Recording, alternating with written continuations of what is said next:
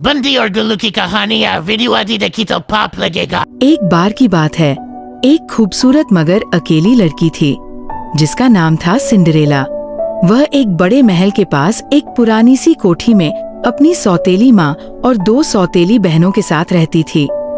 उसकी जिंदगी की हर सुबह सफाई, बर्तन धोना, कपड़े धोना और राख में सोना था। उसका दिल बहुत साफ था, लेकिन उसकी किस्मत मिट्टी में दबी हुई थी।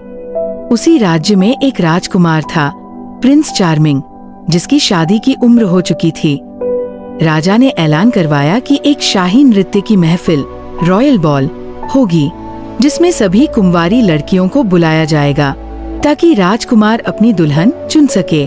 जब सिंड्रेला ने ये खबर सुनी, उसकी आंखों में उम्मीद की एक चमक उभरी, लेकिन उसकी सौतेली माँ ने उसकी हंसी छीन ली। तुम इस हाल में? तुम्हें देखकर तो राजकुमार वापस चला जाएगा। और उसकी बहनें हंसने लगी। सिंड्रेला ने चुपचाप आंखों में आंसू लिए सबके कपड़े इस्त्री किए, जेवर ढूंढे, और जब सब रवाना हुए तो वो अकेली रोशनदान से चांद को देखने लगी। उसी वक्त एक मुलायम रोशनी उसके सामने चमकी। डरो मत सिंड्रेला, एक नर्मसी आवाज आई, मैं तुम्हारी परी गॉडमदर हूँ। परी ने अपनी छड़ी घुमाई। सिंड्रेला के पुराने कपड़े नीले मखमली गाउन में बदल गए। कद्दू एक सोने की रथ बन गया, चूहे घोड़े बन गए, और सबसे खास उसके पैरों में आई शीशे की नाजुक जूतियां। लेकिन एक शर्त थी, याद रखना प्यारी, जैसे ही रात के 12 बजेंगे ये सब कुछ खत्म हो जाएगा। सिंड्रेला खुशी से रो पड़ी। वह रथ में सवार हुई और सीधा महल पहुंची। महल में सबकी निगाहें उस खूबसूरत अजनबी लड़की पर थीं। राजकुमार ने उसे देखा और जैसे दुनिया थम गई। क्या आप मेरे साथ एक नृत्य करेंगी? उसने पूछा। सिंड्रेला ने हाथ बढ़ाया। दोनों ने नृत्य किया, बातें की, मुस्कराए। वो लम्हे सिंड्रेला की जिंदगी के सबसे खास लम्हे थे। लेकिन जैसे ही घड़ी ने 12 बजाए, सिंड्रेला घबरा गई। मुझे जाना होगा। और वो भाग पड़ी सीढ़ियों से नीचे, और एक शीशे की जूती वही गिर गई। अगली सुबह राजकुमार ने पूरे राज्य में ऐलान करवाया, जिस लड़की के पाँव में ये जूती फिट आ जाएगी वही मेरी होने वाली दुल्हन है। सिपाही जूती लेकर हर घर जा रहे थे, लेकिन किस्मत को कुछ और मंजूर था।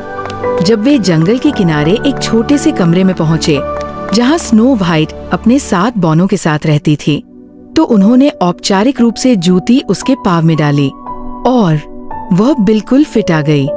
सब हैरान रह गए। क्या ये लड़की वही है जो नृत्य में राजकुमार के साथ थी? स्नो व्हाइट खुद हैरान थी। मुझे तो याद भी नहीं मैं कभी किसी महफिल में गई हूँ।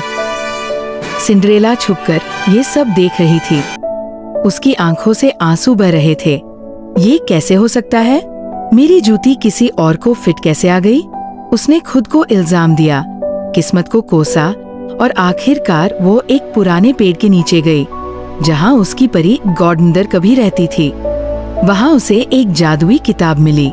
उसने पन्ना पलटा और पढ़ा, ये जूती उस लड़की को फिट आएगी जिसका दिल सबसे अकेला हो। अगर 2 दिल एक ही दर्द से गुजर रहे हों, तो जूती दोनों में फिट आ सकती है। सिंड्रेला को सब समझ आ गया। सिंड्रेला ने हिम्मत करके स्नो व्हाइट से मुलाकात की। दोनों एक बाग में मिली, खामोश बैठी रहीं। स्नो व्हाइट ने धीरे से कहा, मैं अक्सर एक सपना देखती हूँ, जहाँ मैं नीला गाउन पहने नृत्य कर रही होती हूँ और 12 बजते ही भाग जाती हूँ। सिंड्रेला चौंकी। मैं सपने में एक लाल सेब, एक जादुई आईना और अपना आप जमीन पर गिरा हुआ देखती हूँ। दोनों लड़कियां खामोश हो गईं, फिर मुस्कुरा दी, जैसे किसी ने उनके दिल जोड़ दिए हों। राजकुमार को अब खुद शक होने लगा था। स्नो व्हाइट अच्छी थी, नरम दिल, शरीफ, सब कुछ, लेकिन वो लम्हे नहीं पहचानती थी, न वो गीत जिस पर उन्होंने नृत्य किया। जब सिंड्रेला ने अपनी धीमी आवाज में वो नगमा गुनगुनाया, राजकुमार का दिल कांप गया। उसने दोनों लड़कियों को राजसभा में बुलाया। स्नो व्हाइट ने कहा, मैं झूठी नहीं हूँ, मुझे लगा ज्योति ने मुझे चुना, लेकिन अब मैं किसी का प्यार छीनकर जीना नहीं चाहती। सिंड्रेला ने धीरे से कहा, मैं वह लड़की थी जिसने सपना देखा था। मैं वह थी जो नाच रही थी, लेकिन मैं वह भी थी जिसे यकीन नहीं था कि वह कभी रानी बन सकती है। उसी वक्त ज्योति चमकी और दो हिस्सों में टूट गई। एक हिस्सा स्नो वाइट को, दूसरा सिंड्रेला को मिला। राजकुमार ने सिंड्रेला के सामने घुटने टेके। तुम ही वह हो जिसे मैंने उस रात चाहा था। स्नो वाइट ने मुस्कुराकर अपनी जूती का टुकड़ा सिंड्रेला को दे दिया। जब दोनों हिस्से मिले तो वो जूती नहीं बनी, बल्कि एक दिल की शक्ल का क्रिस्टल बना, चमकदार, सच्चा और हमेशा के लिए। राजकुमार और सिंड्रेला की शादी होती है। स्नो वाइट अपने राज्य लौट जाती है, जहाँ वह एक प्यारी, न्यायप्रिय रानी बनती है।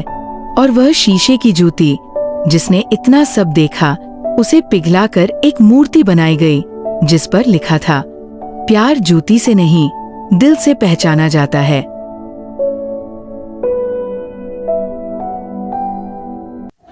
वीडियो लास्ट तक देखने वाले का थैंक यू। सब्सक्राइब करो।